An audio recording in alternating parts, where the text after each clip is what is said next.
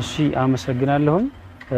ምርጫና ወጣት የሚያገናኛቸው እንደ አሁን ባለው ነባራዊ ሁኔታ ላይ እንደ ኢትዮጵያ ሀገራዊ ምርጫ የሀገር 7ኛ ምርጫ የሚካሄድበት ሁኔታ አለ።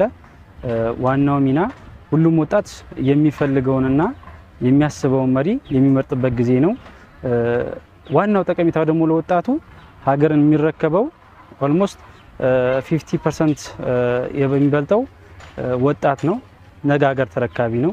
እቺ ሀገር ደግሞ የምትመራው በወጣቶች ስለሆነ ዛሬ ላይ ይመራኛል፣ ነገ ጧት ደግሞ ያዋጣኛል የሚለውን መሪ መርጦ አሻራውን አሳልፎ የሚያልፍበት ስለሆነ 1% አንድ መሪ ታስቀራለች፣ 1% ደግሞ አንድን የምንፈልገው መሪ ሊያስቀር ስለሚችል ሁሉም የራሱን ካርድ ወስዶ ምርጫ ቢመርጥና የራሳችን አሻራ ብናስቀምጥ ወጣቱ ነገ ጧት ሀገርን ሊረከብለት የሚችለውና ሀገርን ደግሞ ሲረከብ ደግሞ ሀገሩን ተረክቦ የሚመራበት ጊዜ የሚያዋጣውና ይህን ያስተሳሰብ ያራምዳል የሚለው መሪ ሲመረጥለት ሀገር ብቁ ሆና ከፍ ብላ በልጽጋ እንድታይና ከፍ ያለ ደረጃ እንድትደርስ የሚያደርግበት ሉዓላዊነታችን የምናስከብርበት ሁኔታ ስለሚፈጥር ትልቅ ጠቀሜታ አለው ብዬ ራሴ አስባለሁ።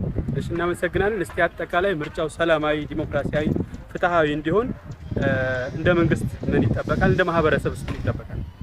ያው ምርጫው ሰላማዊና ዲሞክራሲያዊ እንዲሆን እንደ መንግስት የሚጠበቀው ፍትሃዊን ከማረጋገጥ አንፃር ሁሉም ማህበረሰብ ያሳተፈ ቢሆን በሁሉም ክልሎች በሁሉም አካባቢዎች ላይ ሁሉም ተሳትፎ ንቁ ተሳትፎ አድርጎ እንዲወስድ የማድረግ ቅስቀሳና ካርዶችን በየሁሉም ቦታ ላይ ኮሮጆችን በማስገባት ማህበረሰቡን የምርጫ የመሳተፍ መብቱን እንዲያከብርለትና ተደራሽ እንዲያደርግ በየቀበሌው በየጎጡ እንዲቀሰቀስና ምርጫ ካርድ እንዲወስድ ብሎም ደግሞ የምርጫው ጊዜ ወጥቶ እንዲሳተፍ ግንዛቤ መፍጠር መቀስቀስ ይጠበቃል።